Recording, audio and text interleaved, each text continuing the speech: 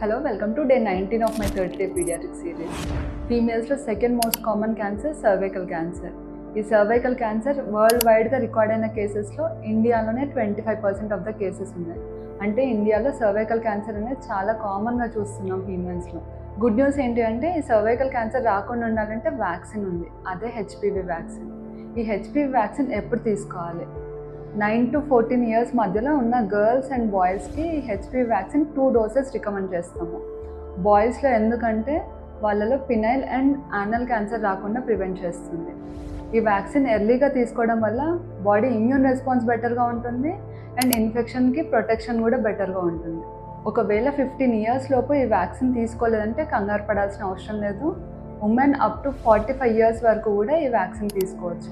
కాకపోతే 15 ఇయర్స్ తర్వాత ఈ వ్యాక్సిన్ 3 డోసెస్ తీసుకోవాల్సి ఉంటుంది. హెచ్పివి వ్యాక్సిన్ వల్ల సీరియస్ సైడ్ ఎఫెక్ట్స్ ఏమి ఉండవు. ఇంజెక్షన్ తీసుకున్న దగ్గర లోకల్ పెయిన్ అండ్ స్వెల్లింగ్ వచ్చే అవకాశం ఉంటుంది. మీ గర్ల్ చైల్డ్కి సర్వైకల్ క్యాన్సర్ రాకుండా ఉండాలి అంటే ఈ హెచ్పివి వ్యాక్సిన్ తప్పకుండా ఇప్పించండి. Thank you.